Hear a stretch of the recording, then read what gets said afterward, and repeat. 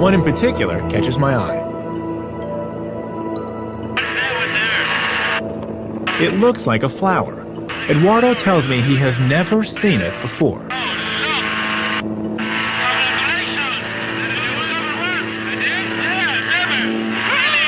This is incredible. On my first flight over the lines, I've actually discovered a new Nazca figure. There are thousands of figures. In fact, Eduardo has found 324 himself. Even so, it's an amazing stroke of luck to find one on my first flight, and to have it captured on film. I found one. And I drove many times. Yeah? For this side, yes. It's the first time we see the flower. The flower. 325 figures now, friends. Yeah. Let's go. My first time over the Nazca lines, but I found one. Because I said to Eduardo, I was like, what's that? He's like, no way! You found one! Thank you. That was great. Yeah, new figure for me. Unbelievable. Unbelievable. You remember, I said, hey, what happened? You know, and you said me, hey, look there. I've never seen this figure. And today is the first time, and you have the first photo too. And I need this photo, please. So this is a real discovery. We're not just getting Yes, it. no, complete. I have 324 yesterday, but today we're at 25. It's incredible. I mean, No, thank you. really. That was great. You're welcome. Even without my discovery of a geoglyph, the lines would have captured my imagination. What do they mean? Why are there so many of them? Time to set off across the desert and search for some answers. There is one name that always comes up in relation to the Nazca lines: Maria Reike. This amazing German woman dedicated most of her long life to understanding the lines. For 60 years, until her death in 1998, she studied the Nazca Plains, walking over almost every part of them, often sleeping out at night, obsessed by the mystery of the lines. She was sure she had the answer.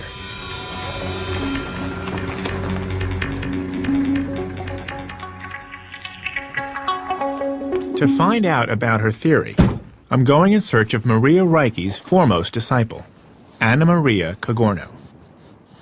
Anna Maria worked with the famous German archaeologist in the last years of her life. Anna Maria? I'm hoping she can shed some light on Maria Reike's much-debated theory. Great. I just flew over the Nazca lines, and I was waiting to get down here on the ground. Are these lines? Yeah, come and see. The first thing I notice is how hard it is to see the lines from the ground. They look so much bigger in the sky. Wait, this is a Nazca line? Well, looks so this small. is the From edge air, of they it. look like they were...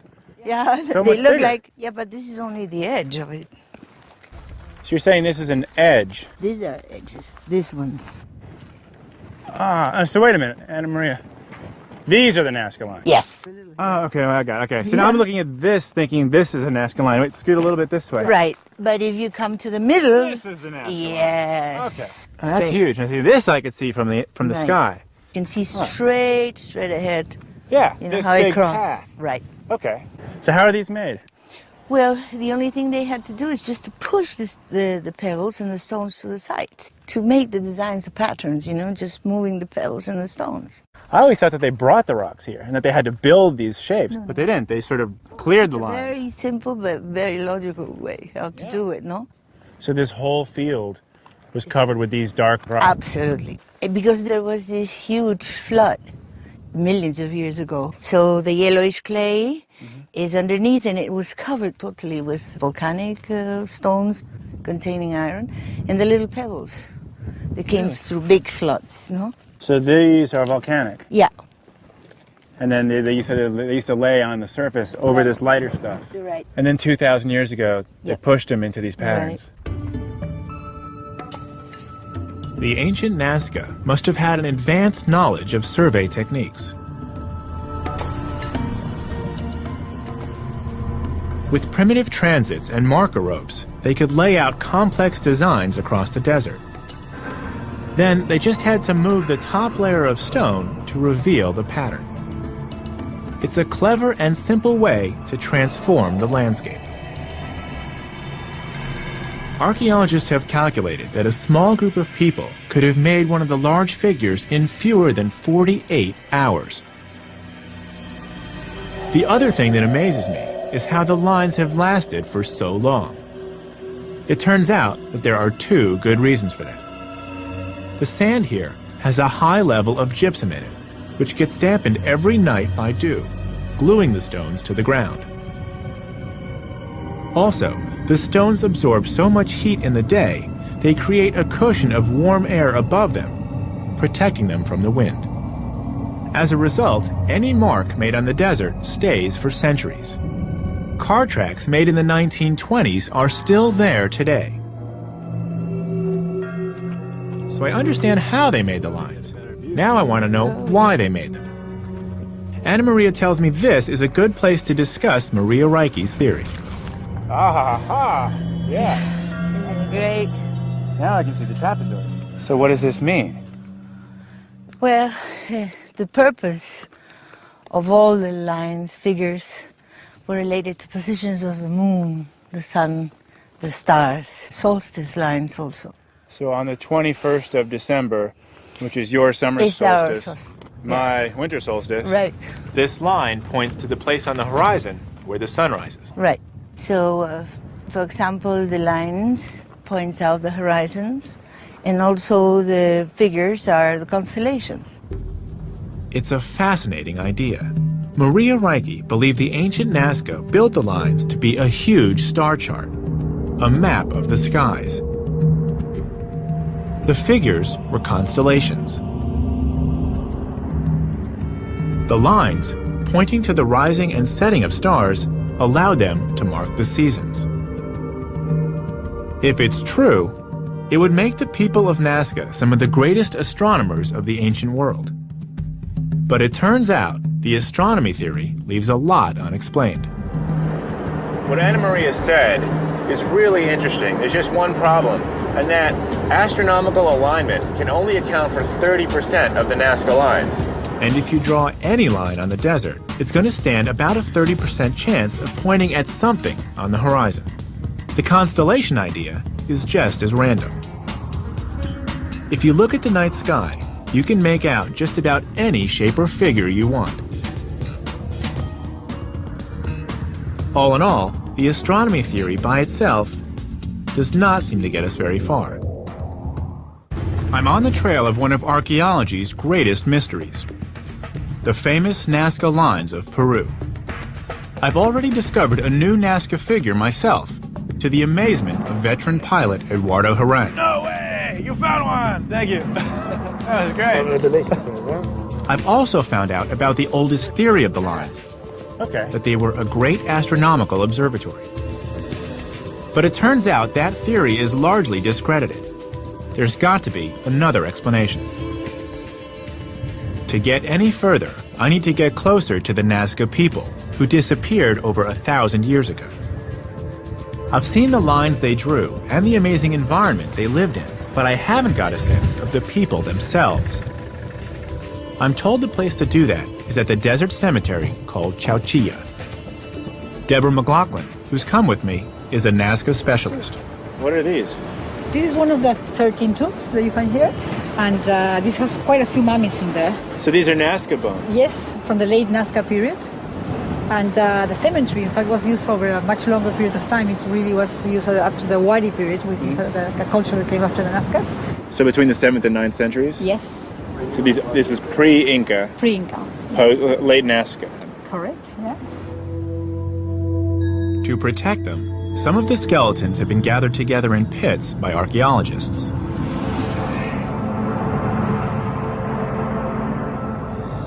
Ancient Peruvians usually buried their dead in a sitting position. For years after they died, they would receive the offerings of the living.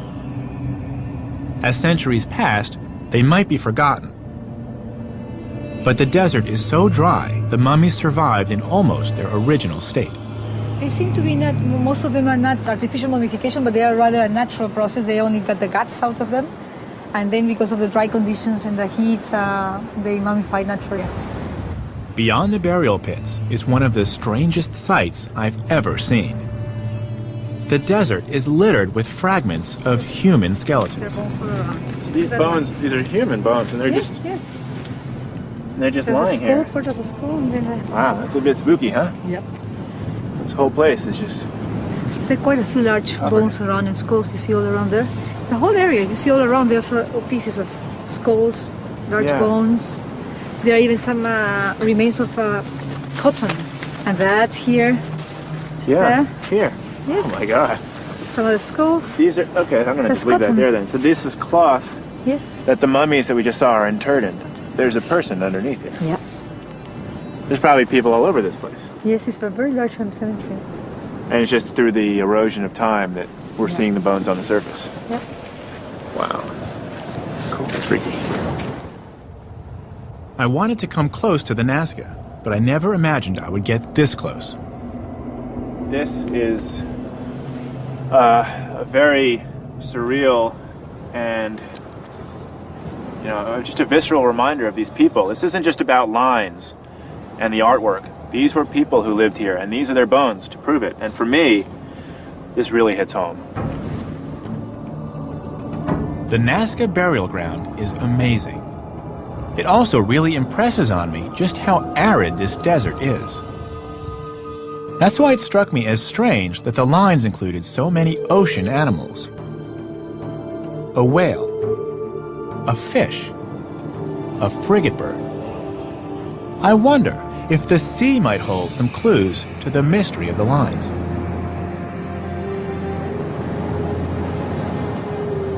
When I get to the ocean, I discover one of the most dramatic coastlines I've ever seen.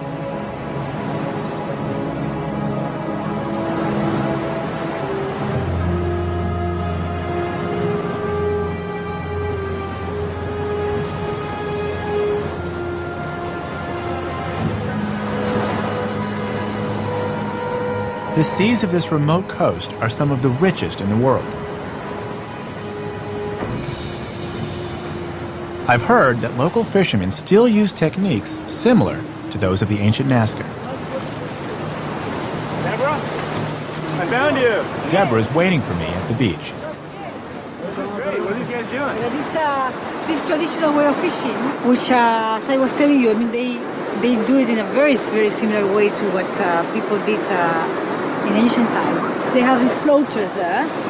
Oh, the inner tube. Exactly, they're made with an inner tube. Before, in ancient times, people used inflated sea lion skins. Really? Yes, so it's very similar to those you see the inner tubes, but they were the skins at the time. But basically, they used nets.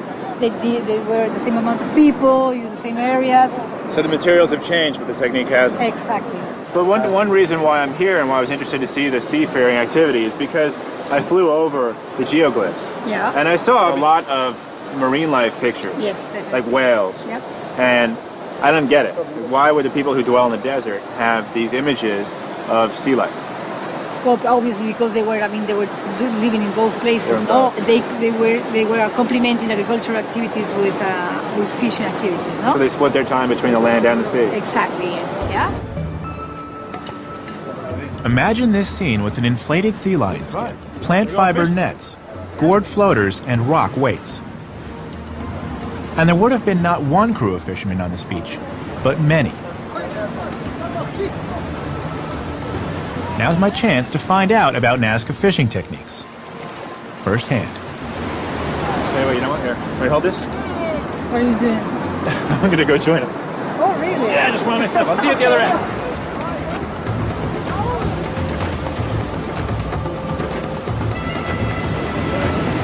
The water is cold, and the surf is really strong.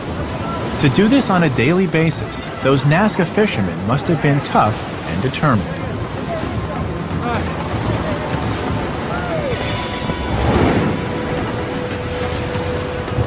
We push the tube with the net piled on top of it around in an arc.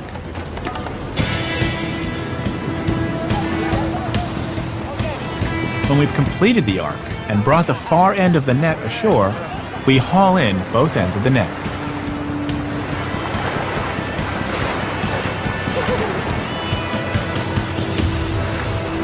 Well, at first, the water was ice cold.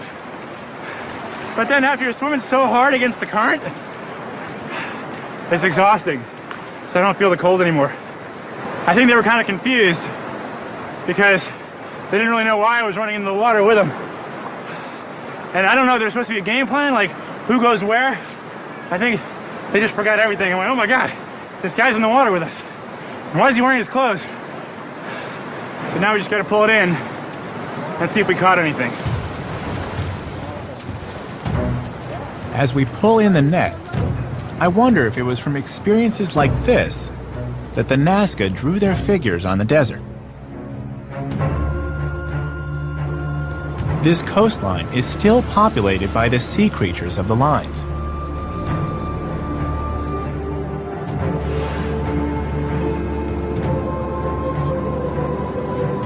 Could it be they simply drew the animals they saw around them? But in that case, why a monkey? The nearest monkeys are on the other side of the Andes Mountains, in the Amazon jungle. There are no easy answers here, but there is another theory involving water. Not the sea, but water to irrigate their fields. In this desert, it's got to be the most precious commodity. Who made the famous Nazca lines of Peru, and why? The deeper I dig, the more puzzling the mystery becomes. I've already investigated the first theory of the lines, that they were an astronomical chart. It turns out to be a partial explanation at best. Only 30% of the lines have been shown to mark solstice points or have any astronomical correlation. So I've been following a hunch that the lines might have a much more practical explanation. Something to do with water. The Nazca lived in one of the driest places in the world. Their greatest concern must have been water. When I ask Nazca specialist Ana Maria Cogorno about this, she tells me that there's a theory which relates the lines directly to water. It turns out that beneath the desert are a number of aquifers, or underground water flows. The water theory says that the lines point not to the stars, but to these subterranean water sources. Ana Maria says she's got something to show me. Aqueducts. She tells me that Nazca built aqueducts which tapped into those aquifers. This is something I've got to explore. So they made these. These are 2,000 years old. It's unbelievable. They still use them. What are these guys doing now? Now they're cleaning. They're taking all the seaweeds out of it so that the water can flow. Where does this water come from? Comes from the water table. So this is groundwater. Yeah, groundwater. And without this water, they couldn't live here. Absolutely. The first thing was to observe the water and control the water system. I want to see exactly how the Nazca tapped this aqueduct system into the aquifer. So, looks like I'm now going to flush myself down the Nazca line.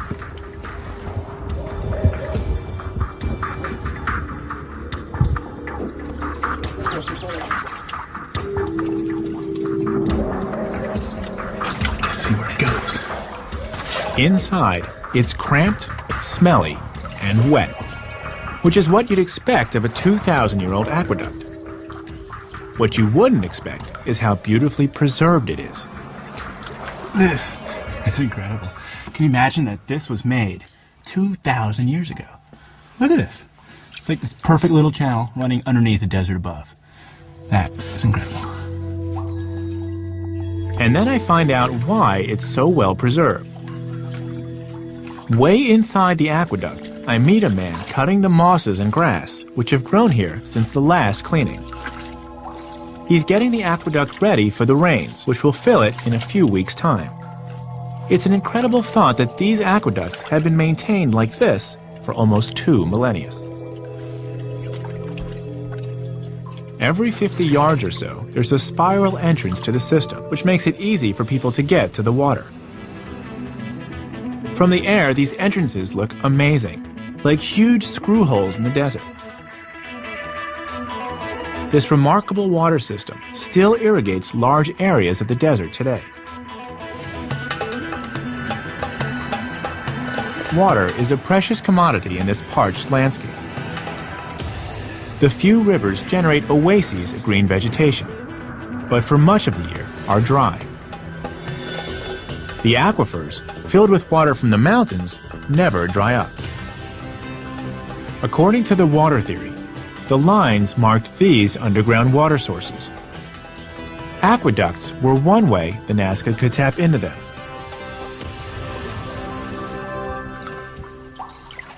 "40 yards up the aqueduct, and it's starting to get narrower. I wonder what I'm going to find at the end. How does it connect to the aquifer? Does water just seep in, or is it somehow channeled into this tunnel?" Well, let me see if I can give you a sense of what this feels like.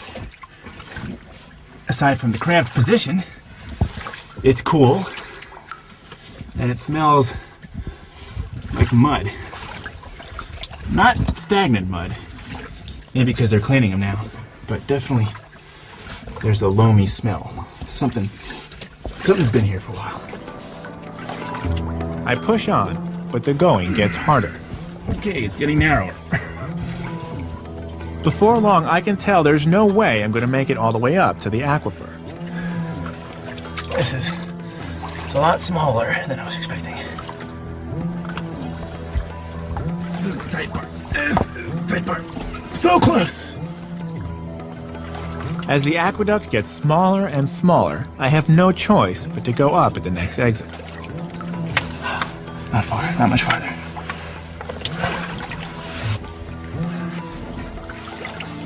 I guess the ancient Nazca were smaller than I am.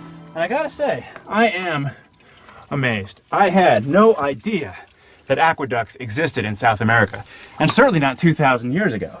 The technology, just the ability for these people to engineer such an incredible channel of water and protect it. I have tremendous new respect for the Nazca. I'm definitely impressed.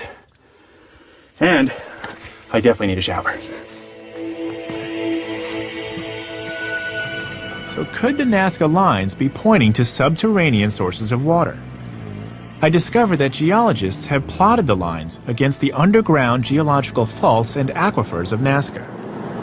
It's true that a lot of the lines point to sources of water, either in the mountains or under the ground. But, like the star theory, there's a problem. Only 30% of the lines correlate to water. And as we all know, the 30% correlation is close to meaningless. I'm no closer to a convincing theory about the meaning of the lines. It's time to widen my investigation. The problem with Nazca is that all the theories are pure conjecture. We know how they made them, but we don't know why. But there are other great geoglyphs in the Americas about which we know a lot more. I've been exploring the deserts and coasts of southern Peru, searching for clues to the meaning of the mysterious Nazca lines. The two great theories about these massive desert geoglyphs, that they're an astronomical chart or a map of underground aquifers, have both turned out to be unconvincing. The lines are still a mystery. So I've decided to widen the investigation and explore other geoglyphs which might shed some light on the Nazca lines. So I'm heading to Southern California, where ancient North Americans living along the Colorado River also made geoglyphs. They've been given the Italian name intaglios, engravings. I'm hoping that the geoglyphs here in the lower Mojave Desert can give me some insights into the meaning of the Nazca lines. And once again, the best way to see these things is from the air. Joe? Yeah, Joe Shebley. Hey, Josh. Nice to meet you. Great to meet you. Understand you want to go see the intaglio. I do. Well, I know where they're at.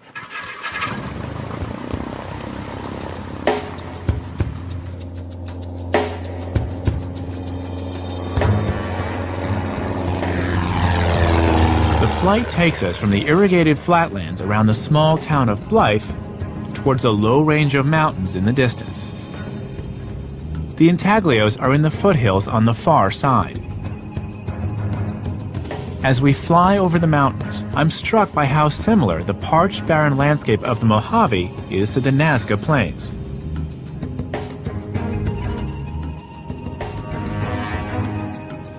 Finally, I see the intaglios beneath us. They're much smaller than the Nazca lines, and sometimes hard to make out. The first one I see seems to be a human figure, gesturing. Others are not far away. There's another human figure. Close to it is an animal, though which one it's hard to say. They're really intriguing. I knew about the Nazca lines. I had no idea that we had geoglyphs here in North America.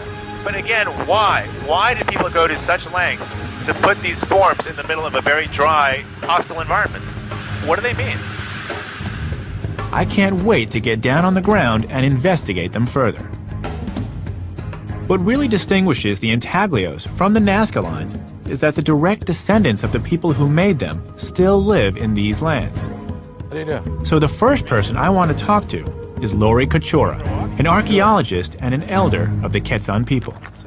Lori, as a member of the Quetzan Nation, what can you and your people tell me about the intaglios?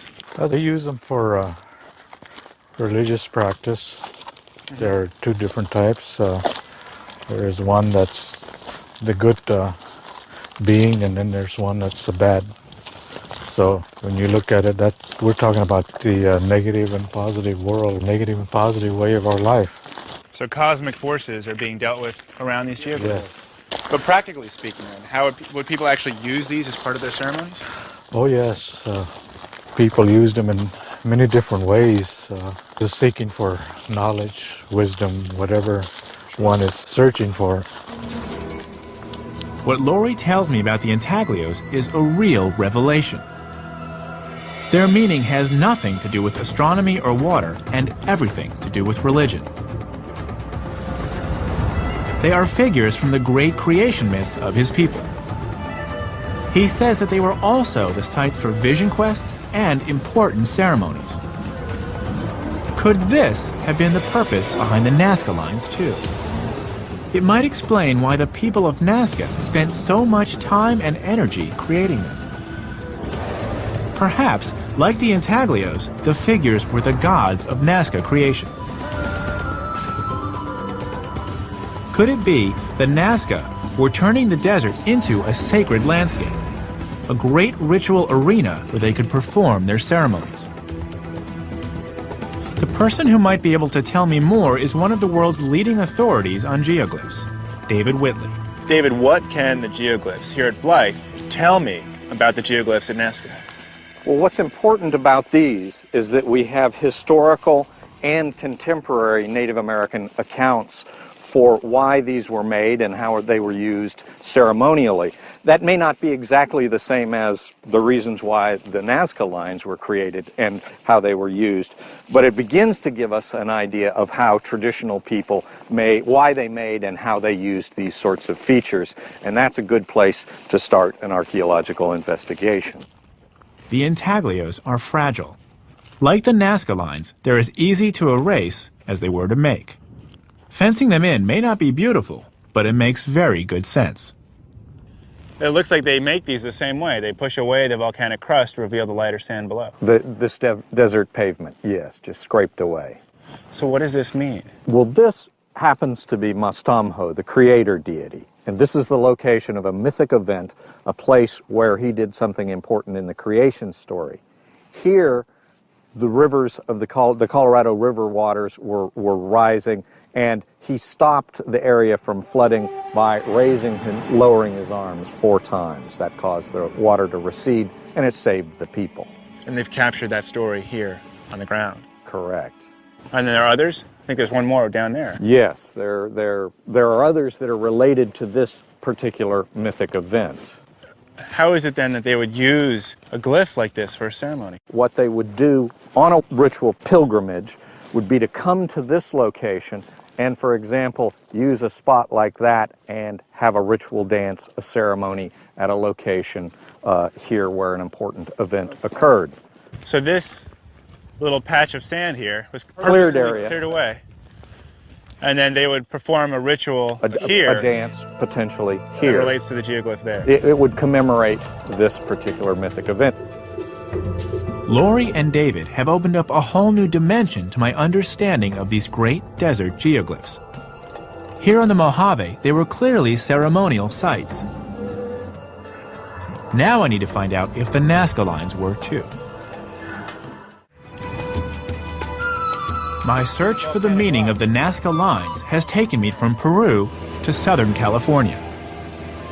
Why did ancient Americans draw giant lines and figures in the desert? Theories that they were astronomical charts or maps of underground water have turned out to be pure conjecture. But in California, I discovered a very different theory about America's mysterious geoglyphs. They were the sites for great ceremonies, sacred places where the gods of creation were celebrated. Could this be the purpose of the Nazca lines too? I realize I know almost nothing about Nazca rituals. Time to head back to Peru and follow this new line of inquiry. When I get to Lima, the first place I visit is the Archaeology Museum. Elsa Tomasto is a curator of the greatest Nazca collection in the world. These are the spiders. Yes. It's just like the geoglyph. Yes. What I'm looking for is evidence of Nazca rituals. It's not long before Elsa shows me some. It really takes me by surprise. Yes, these are ceremonial urns. What are these figures? You can see trophy heads. Trophy heads? Yes, yes. You can see here and here. You can see the hand with the head, and the neck is cut. Yeah, that's a trophy head. Yeah. The mystery of the Nazca deepens. Who were they? I've been asking questions about them as astronomers, engineers, and farmers. Suddenly, I discover they were headhunters too.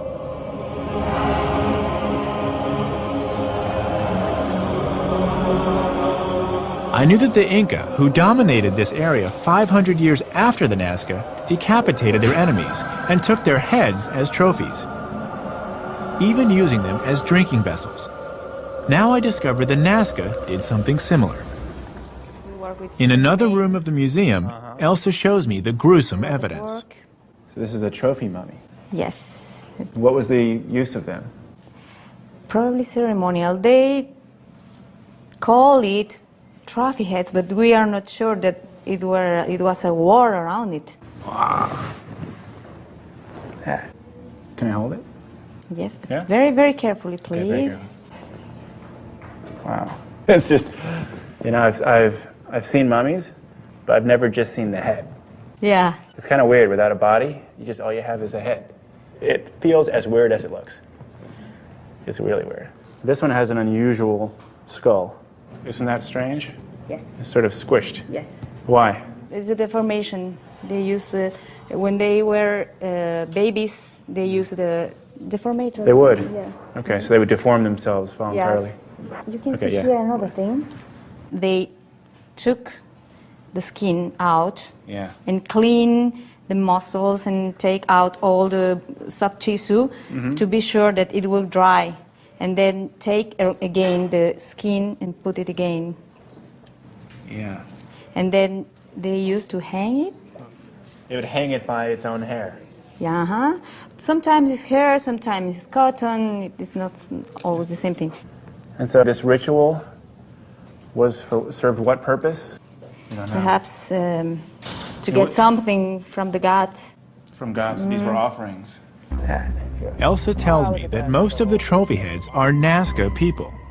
It's really... So perhaps they're evidence not of conquest and warfare, but ceremonial violence, some sort of human sacrifice. Is this what happened on the lines? As I walk past the thousands of skulls of long-dead Nazca, I wonder about the scenes they've witnessed. I need to get back to Nazca and ask some more questions. I've heard news of an excavation which is unearthing more signs of ceremonial life. Kawachi is a site on the edge of the Pampa, just a mile or two from where the lines are drawn. Ruben Garcia is the archaeologist who's regional supervisor for the Nazca area. Well, Kawachi is the ceremonial center, the main ceremonial center of the Nazca nation. That is, was a pilgrimage center where people from all the Nazca nation came, gave offerings and special feasts, sacrifices. So Kawachi was like the Mecca or Jerusalem of the Nazca culture. It was. Located by a water source on the edge of the desert, Kawachi was huge. It was the greatest Nazca pilgrimage center. 40 pyramids still lie unexcavated beneath the sand. It's also the place to which many of the lines out in the desert lead.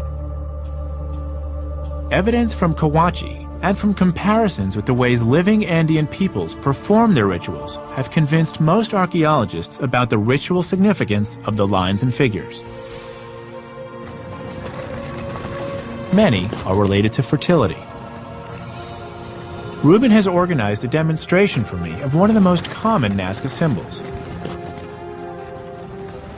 The spirals, they are related to the conch shell, which is used traditionally to call the mountain gods and the clouds for rain. Finally, the pieces of the puzzle are falling into place.